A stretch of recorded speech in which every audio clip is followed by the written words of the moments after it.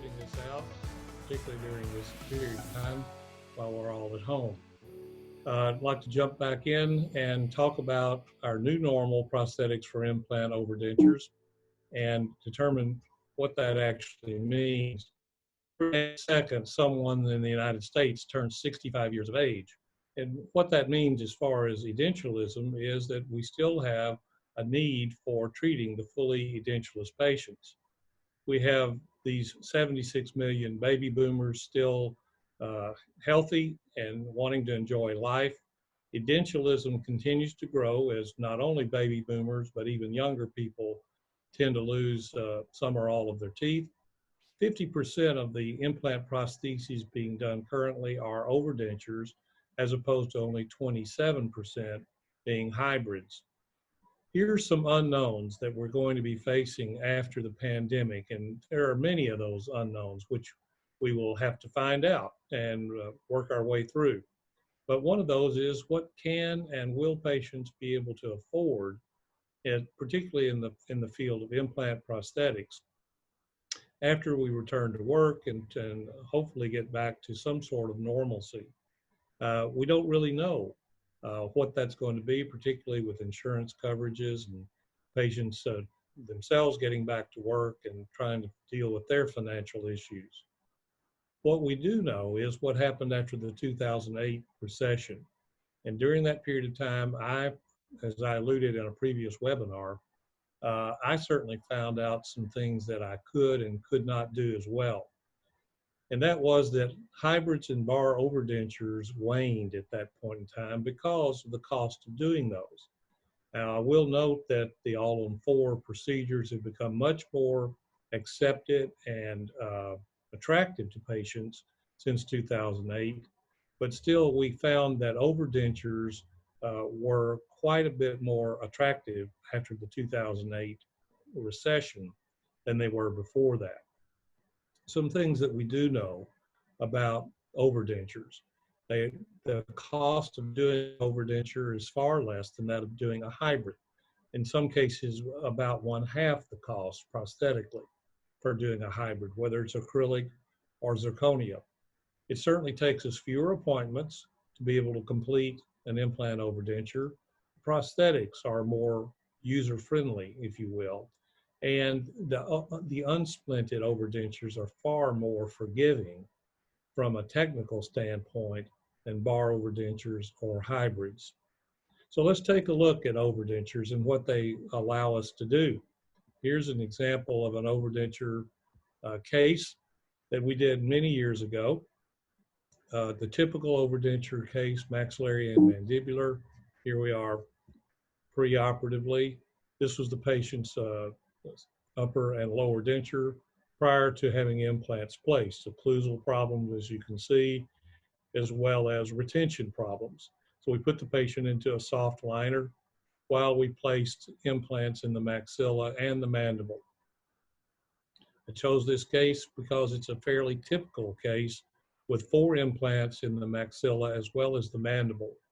And one of the things we learned after the 2008 recession was that we could, in many cases, place 4 implants in the maxilla, allow them to be unsplinted without bars, and still successfully restore the case. And this particular patient is a good example. Here are the 4 implants, upper left and upper right being the maxilla and mandible. A semi-palateless maxillary overdenture and the lower denture, as you see on the right side. This case was completed prosthetically in 2003. Implants were placed in 2002. And these are conventional or traditional flask cured acrylics, as differently from what we do in many cases today with milled acrylics. Another look at the maxillary and mandibular overdentures in place at their outset. This illustrates some of the things that we're looking for, and we'll talk about today. Getting a Trian that allows us to preview a good lip support, a good smile line, and good phonetics. When the patient smiles in a fairly animated smile, we want to show most of the denture teeth, without a lot of the pink acrylic. Another good full face look at uh, a good animated smile from the patient. And most of our patients would rather not expose a large amount of acrylics. And here we are 8 years post-delivery, the same maxillary and mandibular overdentures, the same locator abutments from Zest Dental that were originally placed. And then 17 years post-delivery. So in this particular case, we've never changed the locator abutments. There has been some wear on those, but still they are intact enough to provide very good retention. These are Nobel Biocare tapered groovy implants, 4.3 millimeters in diameter by 10 millimeter lengths. So I think this is a good example of being able to have good longevity with our overdentures, as well as some of the other fixed cases that we've illustrated. As you can see, 17 years later, the prosthetics have worn some, and there's some deterioration. But as far as the patient's concerned, they are fitting very well. The only thing we've changed periodically are the colored attachments, as you see in the interior of the appliances. And actually, that is 17 years longevity now. So the implants have stayed very, very well integrated. This last panoramic X-ray shows no bone loss around the implants. And all of those have locator, standard, traditional abutments in place. We want to look at two types of workflow today, the traditional and the newer one workflow, which would employ digital scanning and milling. So I'd like to illustrate the digital aspects also using a 3-appointment overdenture workflow. Sorry about that interruption. I'll just keep on going. In the 3-implant overdenture workflow, we're going to have digital and milled acrylics, and we're going to have an expedited format. Here we have 4 implants in place in each arch, 4.3 millimeter diameters in all of the implants except one of them. And this patient actually was treated with a conventional overdenture 7 or 8 years before we decided to redo one of them. You'll notice a great deal of divergence in the angulation of the implants, which can be very problematic and in some cases would require using a bar. We did not splint these implants together with a bar. We used the traditional locator abutments, and you can see the silver color showing through with due to wear on the locator abutments, and I'll address that later on. At the point with which the patient was about to retire, she wanted to have some redo done, so to speak, but she told me she could only afford redoing one arch. And so we chose to redo the lower arch in a digital scanned and milled appliance. And again, she told us that she could only afford financially to do one. So we hope to be able to do the maxillary overdenture at a later date. Now, this particular expedited technique utilizes a duplicate denture. And I made this duplicate denture not for the patient to actually wear, but to use as an impression tray. Her existing overdentures were satisfactory enough with after opening her vertical dimension to utilize those as a guide for the new milled mandibular overdenture. So on the right, you see the duplicate overdenture that I've constructed. And then we're going to place that in the mouth, confirm that her occlusal vertical dimension is satisfactory. And then we're going to use that lower duplicate overdenture as an impression tray. Here you see I've used 2 impression materials, light body and heavy body viscosity materials, to border mold and do a wash impression using the duplicate overdenture, the duplicate denture. And then we're going to send that to our laboratory to be scanned.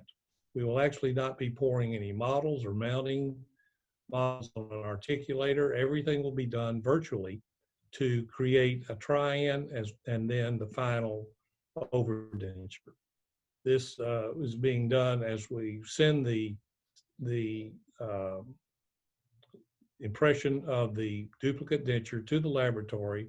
The laboratory partner then places this into the scanning device, and then through software allows us to put everything into a virtual screen for a virtual setup.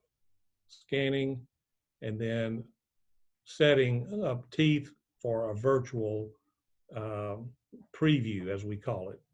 The preview here shown in just some still shots can be rotated in all directions for me to view. I'm able to approve that by looking at that online, making any suggestions for changes that I might want, and then having that milled for a Trian. One of the nice things about the digital preview, as I said, I get online access to the virtual setup. I did not have to purchase any software in order to do this. My laboratory partner is the one that provides the software. And we don't have to purchase any denture teeth for the Trian. Everything will be looked at online. Here we have the Trian, which is a novel type of Trian for those of you who've always used denture teeth set in wax, as I did previously. This is a completely milled Trian from Overdentures called a Biofunctional Trian, or a BTI. It is milled from the fully milled acrylic, sent back to me to utilize just as I would for a denture setup. This goes in the mouth, and we evaluate for all the parameters that we would normally use in a denture setup. Occlusal plane, aesthetics, phonetics, and degree of fit. It did fit extremely well when we simply put it in. The patient commented that she could wear this one home. So we felt very confident that we could move on after just a few small changes in occlusion. We want to uncouple the anterior 4 teeth, as I've discussed previously, and then proceed to milling and finishing of the overdenture. So back to the laboratory, back to the Overdentures facility, where this is the completed, fully milled mandibular overdenture. As we've discussed previously, these are not actual denture teeth. These were milled out of a solid puck of acrylic, white and pink. So I've received the milled overdenture here with access openings milled into the appliance. Here we see some milling done of the external and then the intaglia of the overdenture. And the milling of that takes about an hour to an hour and a half. Once I've received the milled mandibular overdenture, then I'm going to pick up all of the new locator housings and attachments intraorally.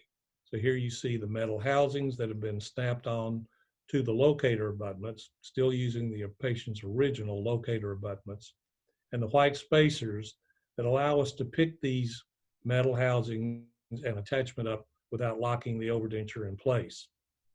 So we picked up on the lower right-hand side the black processing attachments, and then we will select the proper type of retention from the locator family of attachments. In this case, we've chosen the red extended range attachments that allow us to give us enough a retention, and then also to be able to seat the overdenture successfully. So here we have fitted or placed and delivered the mandibular fully milled overdentures. We certainly wanted to improve the aesthetics here, so we've chosen a brighter shade, and we hope that the patient would agree to move on with replacing the maxillary in the near term. And that was very successful, as you'll see from her comment. This is much more comfortable. And the minute you put it in just with the first trial, it was so much more comfortable. And we didn't have to do any adjusting like we did with the original one that would take like weeks to get it to fit right. So this just feels wonderful. And due to the patient's satisfaction with this, we were able to move on pretty quickly, as you'll see. Here's just a recap of the 3 appointments for this expedited procedure. So with the duplicate denture in place, we will get a bite registration and a wash impression of the duplicate denture, send that to our laboratory where it will be scanned, and through the software, a preview developed for me to approve or disapprove or make changes. Once I've approved that setup, then it goes back to the lab facility for milling of the solid Trian. That comes back to the office at the second appointment for us to try in. And once we are satisfied with that try-in, we send it back to the lab.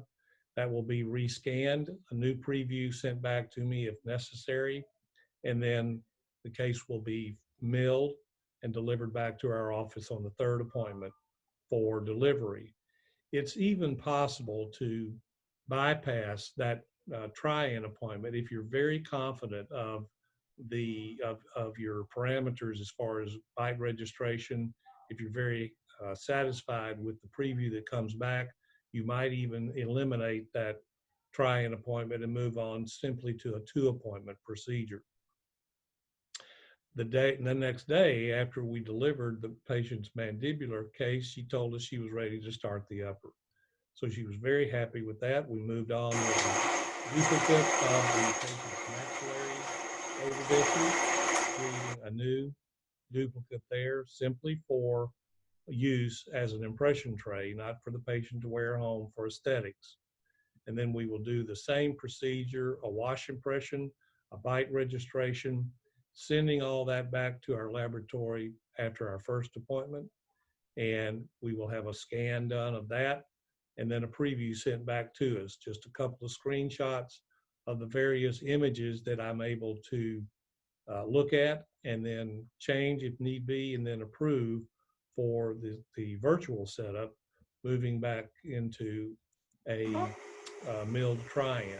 This is a different case, but what you'll see is being able to look at where the denture teeth portions will rest, particularly relative to the ridge itself, as well as to the locator abutments.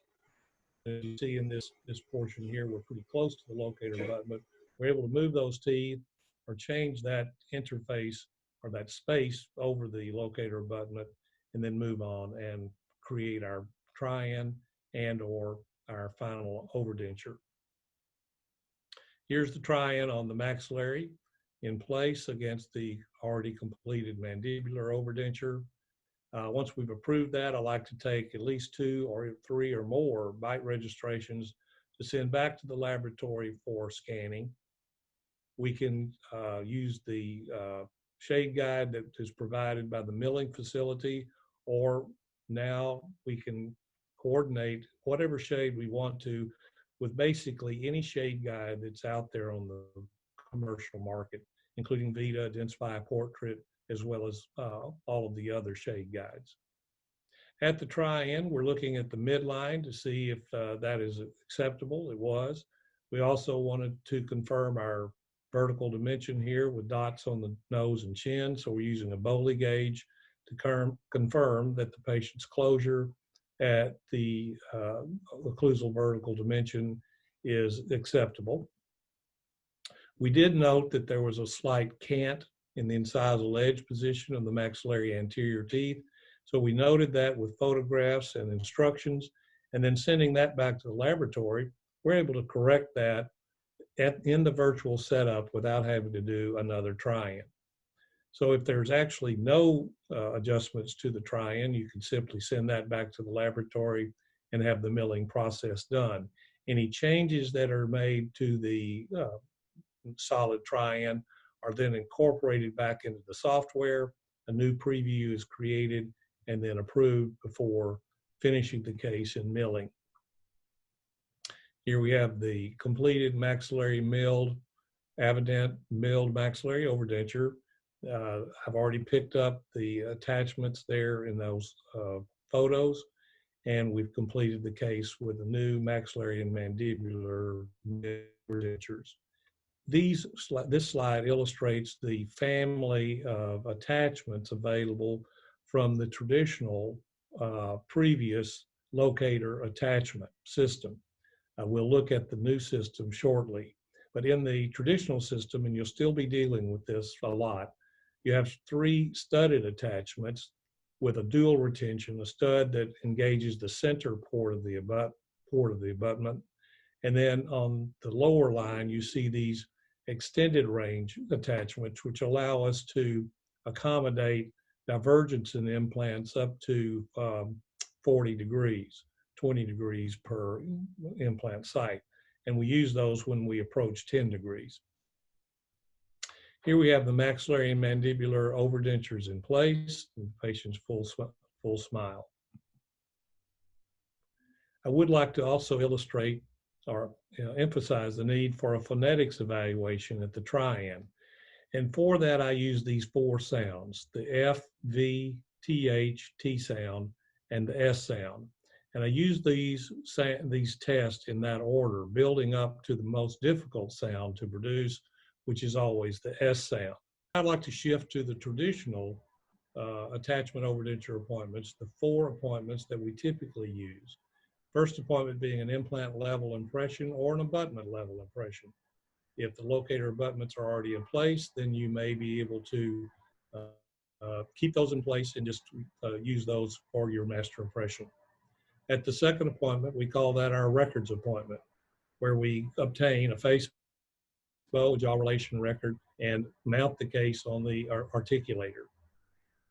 The third appointment is typically devoted to the wax Trian or the solid milled Trian, depending on which type of procedures and format you're using. And then once we approve the wax Trian or the milled Trian, then we can go ahead and finish the case in traditional acrylic or milling. So again, that's the traditional format. We're going to look at the impression procedure for the first appointment using this heat molded available tray called the Implant impression tray. And while it's still soft, we can put it in the mouth. We can manipulate the tray, or the patient can do so herself here and actually create a custom tray. Our impression procedure is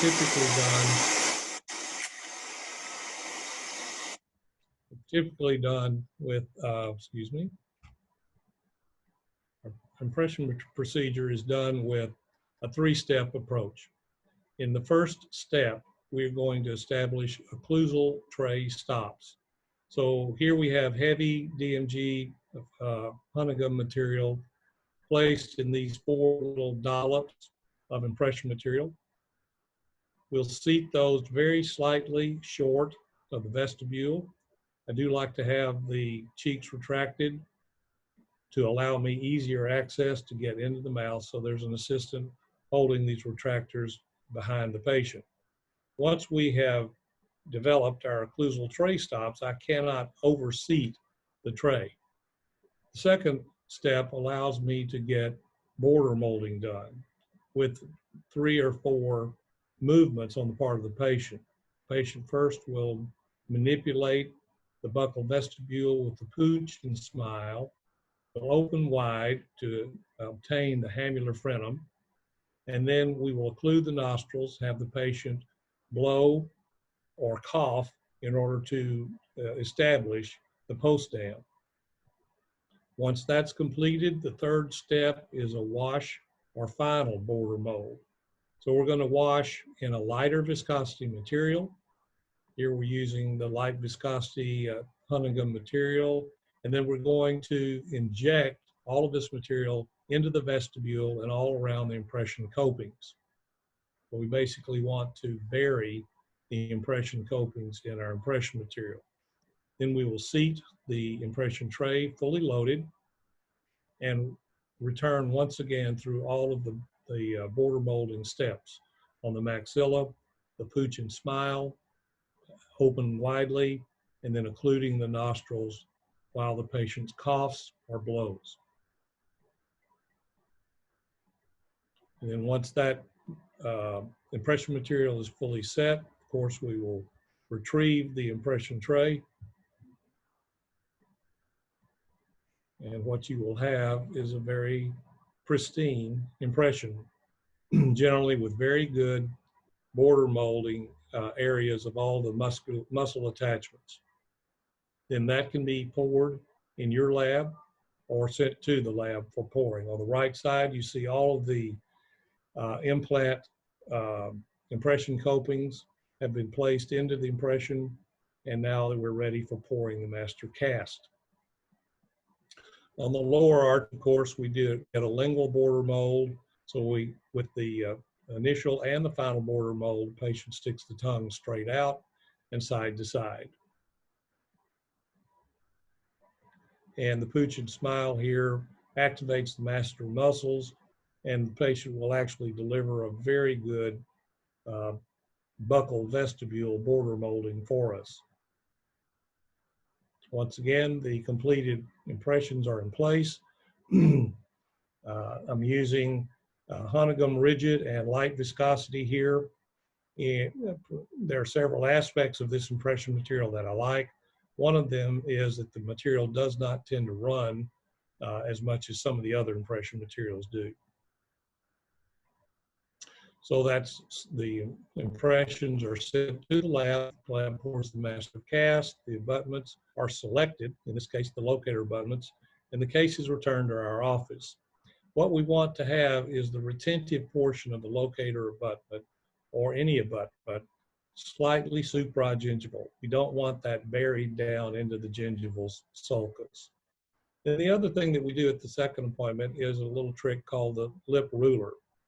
This lip ruler is gradated out in millimeters. It's placed up under the upper lip, and we can make a measurement. There's a landing area that is set against the upper ridge. We want to note where the lip line falls at rest as well as at an animated smile. And if you're using base plates and wax rims, this is very helpful to your denture technician in being able to set where the incisal portion of the wax rim should reside. So at our second appointment, we get all of our material back from the laboratory, master cast and base plates and wax rims, if that's your procedure. And then we will complete a face bow, centric relation record, and in some cases we will use tooth shells. So the traditional method for getting our incisal edge position, again, is a base plate and wax rim, or we can use a wax rim with tooth shells in place. In the traditional technique, we will contour our wax rim slightly longer than the resting lip line. We will mark in the wax rim the midline, the high smile line when the patient goes into an animated smile, and the ale of the nose. All of those markings will give our technician very valuable information about where to set the teeth. Again, we'd like to have the incisal edge position at rest approximately 1 to 2 millimeters beyond the lip line. Then I will use a centric relation Gothic arch tracing using the Masad jaw recorder to get my centric relation. And I hope to have time later on today to show you how that's done. Video tutorial as you see on this website. Once we've mounted the case, we get a wax Trian where we are going to evaluate all those areas that we've discussed previously: aesthetics, occlusion, phonetics, and facial support. The setup guidelines, whether we're using a milled solid Trian or base plates and denture teeth, I would like to have the posterior teeth set in a lingualized occlusion. I would like to establish cuspid disclusion or cuspid rise, as it is often called, but I would also like to avoid contact in centric of the anterior 4 teeth. And here at the wax Trian, we're going to evaluate the patient's centric relation, opening and closing,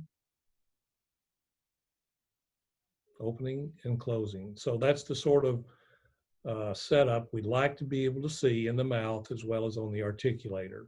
If there's very much a variation, then we've got to reset teeth and possibly go into additional wax Trian appointments. It's a happy moment when we're able to see that those teeth come together in good occlusion. And at the fourth appointment, once we have approved all of the setup, we will either process in standard acrylic, as we will do in this case, or go to a milling procedure. One of the nice things about scanning and milling is you can do your entire traditional procedure all the way up to approval of the setup and then simply send it to the lab for milling. Here are the completed overdentures in place, blue dots placed, where I'm going to pick up all of the locator attachments. So once those are set in the mouth, we'll illustrate that procedure later on. We go back. We're going to light cure through the denture bases to pick up all of those intraoral metal housings and attachments.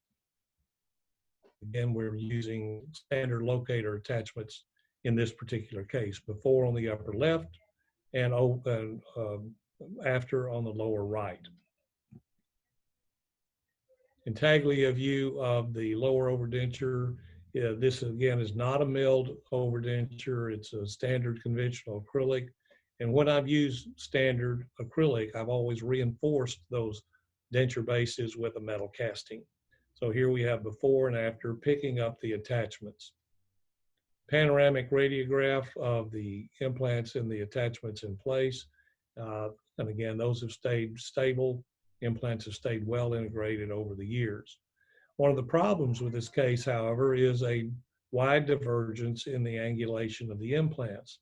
So the lower anteriors display this pretty significant anterior trajectory versus the posteriors.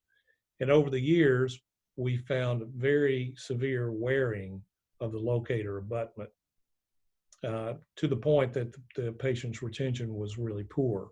At this point, your options are to remove those abutments, put in new locator abutments, or use the newer abutments from Zest-Dental, which are called the RTX.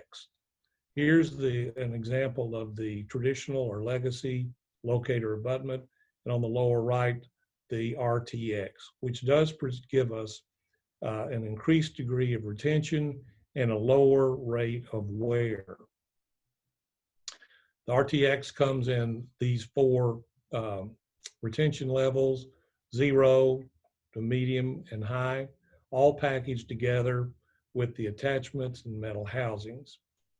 There is a dual groove and flat plane area design for the RTX and a pivoting technology that allows it to go into engagement of the abutment. So in this patient's case, with the worn locators that we discussed or illustrated, I'm going to replace his mandibular overdenture with a milled technology and using the RTX. Here we're looking at just the Trian with the setup. This is a milled denture base with 6 anterior teeth in place, which we found to be very acceptable occlusally. And then we could move right on, place posterior teeth, and go ahead and finish the case with a milling technology. This illustrates the new abutments that have been placed, the RTX abutments from Zest, which are obviously a different color. They're very distinguishable from the original locator abutments. I'm going to pick up the 4 RTX attachments with black housings, black attachments rather, and white spacers, which again keep us from locking the overdenture in place during the pickup procedure. I generally do pick up all 4 RTX attachments at one time. So here we have the milled overdenture with access openings in place, ready for me to pick up the 4 attachments and metal housings. On the upper left, I've placed blue medium level retention attachments, which I subsequently changed to the high retention level owing to the patient's desire and need for a really strong amount of retention. Blue one's a little closer up, medium level. These are the clear high level retention level attachments in place. I think it's important with overdentures to stress to the patients that there will be a small amount of movement with the overdenture, particularly with sticky foods in place. These are not locked down, rock solid, like a hybrid case is. So I think some patients might expect that, have that expectation level. They're certainly retentive enough for very good function, but there will be a slight amount of movement that the patient will feel. Here we have the completed mandibular milled overdenture in place and in occlusion against the patient's traditional maxillary overdenture. At a later date, I did change the patient's maxillary as well once finances permitted. But I think you get a good look at the aesthetics of the milled, fully milled mandibular overdenture. The teeth look just like denture teeth, but they're completely milled out of that solid puck of acrylic. And so at this point, I'd like to illustrate how we accomplish an intraoral pickup of metal housings and attachments in the overdenture. Because as you do overdentures, this will be part of your life. Not only will you be doing this at the delivery appointment, but also in certain cases, the metal housings will become loose and you will have to reset those within the denture base. So here we've got two implants in place on the mandibular arch, standard traditional locator abutments in place. And onto those locator abutments, we're going to snap on our metal housing with a black attachment already embedded into it. That's the way you'll purchase the metal housing. That attachment will be changed once you pick this up to the appropriate retention level for the standard locator. Once those have been popped into place, we will place our white spacers or block out spacers. And again, that prevents you from locking the overdenture in place with your pickup material. The other white spacer in place here.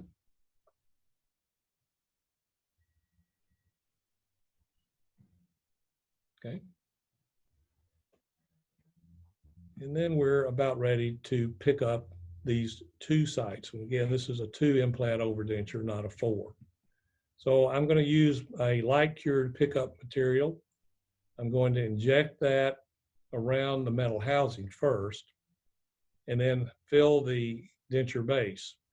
In this case, we're using a milled Trian denture base because we're going to pick up those attachments and confirm how retentive this will be before we process. I'll guide the patient into occlusion.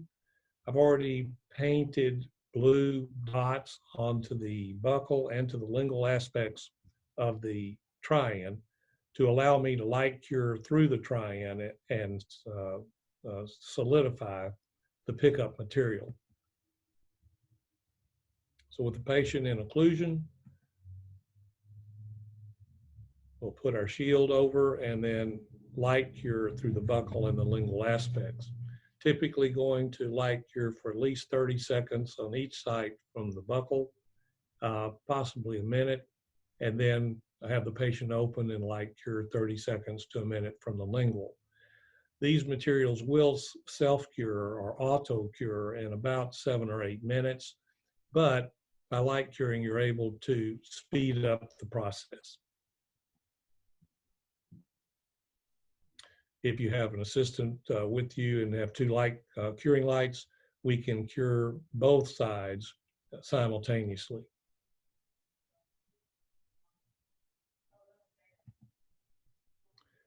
And then I have the patient opening and cure from the lingual area, as I mentioned. So the process for 2 implant sites to pick up the attachments could consume a good 3 to 4 minutes or more than that for a 4 implant site. And then the patient closing into occlusion. So we're able to reconfirm the patient's occlusion, as well as take the milled Trian out in this case and preview how much retention we're going to be able to have. so the patient can understand how much retention she will have in the final product. And incidentally, that's a milled Trian on the maxilla for a standard denture. No implants replaced on the maxillary arch in this case. So here we picked up the metal housings. We've removed the black attachments from the housings, which are now retained within the denture base. And we've placed in two red extended range attachments for the patient to preview. One of the other nice aspects of a milled Trian is we can send the patient home or send the patient out for lunch, and she can evaluate how comfortable and how retentive the appliance is going to be. Certainly something you cannot do with a wax setup.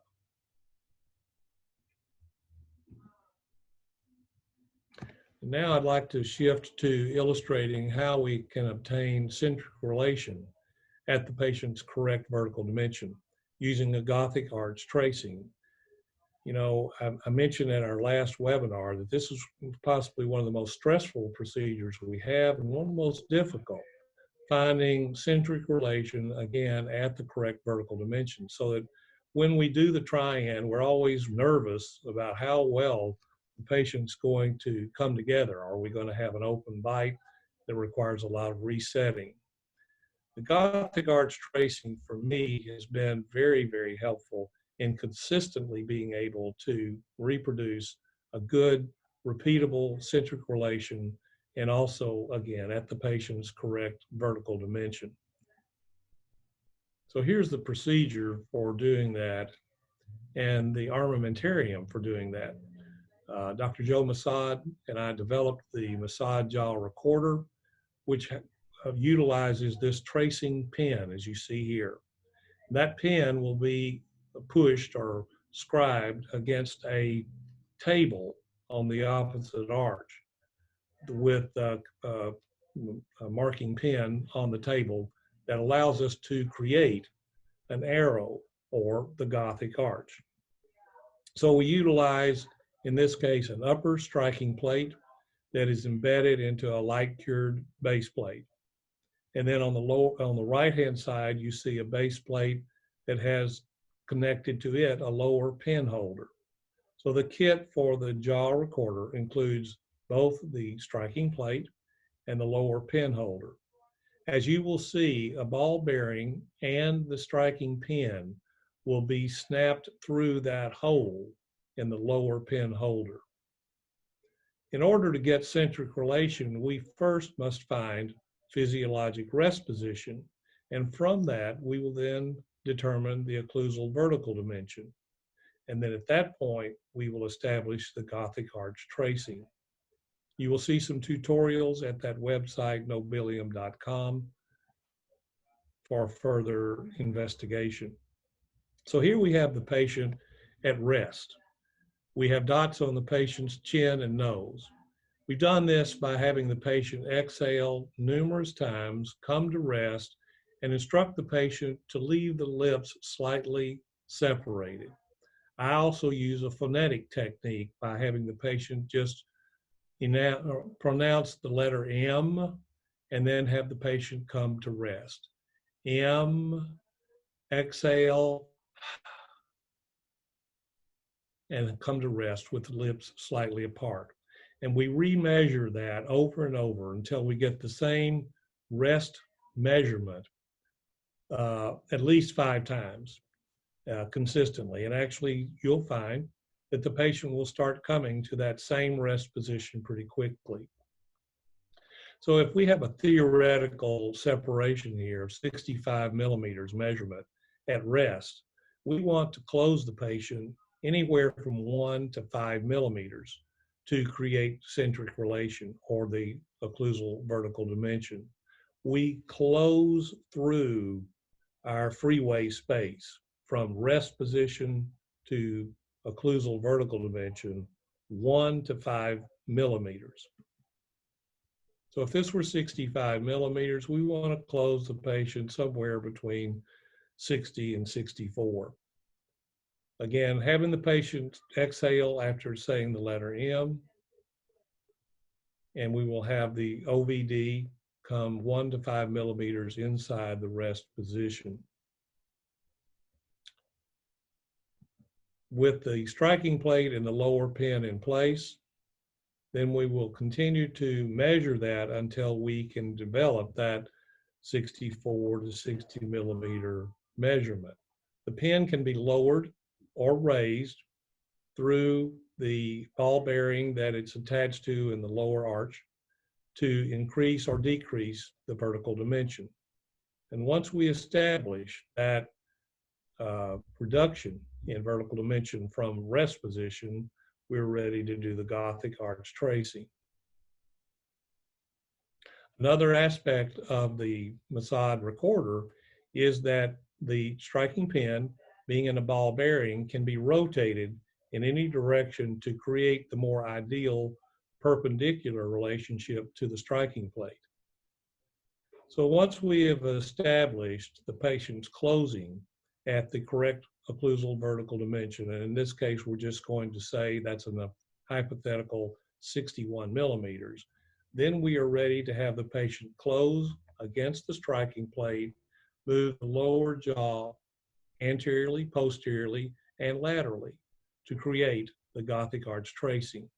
We'll have painted a mark-a-lot or a marking pin on the upper striking plate, and as the patient rubs the pin against the striking plate, he or she will create an arrow or a Gothic arch tracing. The tip of that arrow right there is centric relation. If you simply move your lower jaw forward, back, and then close, you will feel a condylar seating, and you will feel something very similar to what you want the patient to get to its centric relation. Here's a typical Gothic arch tracing. Again, this line is the anterior-posterior movement, and then the patient moving into right and left lateral excursions. The tip of that arrow is where those lines congregate, distinguishing centric relation. Now our task is to establish that in the mouth. So here's a video of the patient moving the lower striking plate anteriorly, posteriorly, right, and left. Perfect. And open. And in the next slide, you will see the Gothic arch tracing. Perfect. There you go. We've captured the Gothic arch tracing. Right there, the tip of that arrow is centric relation. At this point, we will take the striking plate out and apply this little disc that has a plastic disc with a hole in it that's beveled. We'll place that directly over the arrow tip or centric relation. And then we will allow our striking pin to re-enter that area, and we will hold the striking pin in that hole there while we establish a bite registration. So with the plastic disc in place in the mouth, we will once again close the patient and close them into that beveled hole. Then we can inject bite registration material all around the striking plate, the tracing pin, and the plastic disc. This will then connect the maxillary and the mandibular base plates together. And when they are removed, they will be connected in centric relation at the correct OVD, or occlusal vertical dimension. Before doing so, you can reconfirm that you have repeated the desired OVD. All the way around here. So we've established OVD for this patient. We've closed him into the plastic disc with its beveled hole. I'm injecting Fusar bite registration material here. I like that a lot because it has very little rebound. And then when the base plates come out again, they will be fully connected together. Okay, Larry, you can open.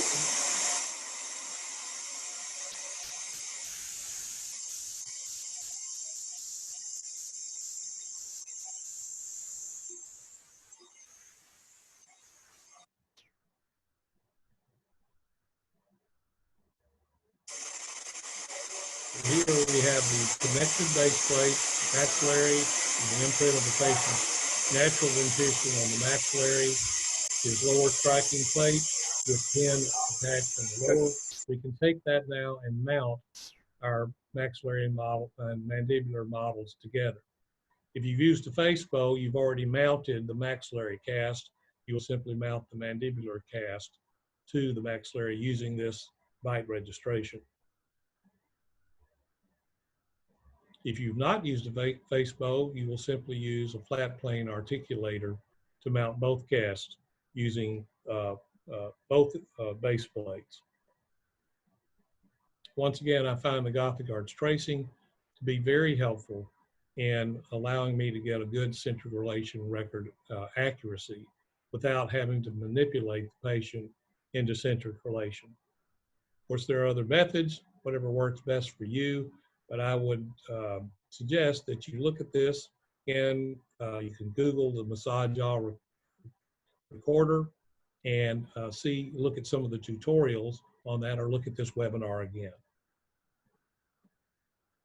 I want to thank you for attending our webinar here. This is our third and final one with Microdental. Just to note that I'll be presenting much of this material that I've covered in these three webinars at the next American Dental Association annual session next fall, 2020 in Orlando, Florida. And of course, you'll be able to access this webinar again in 1 week. I want to very much thank Microdental and all the staff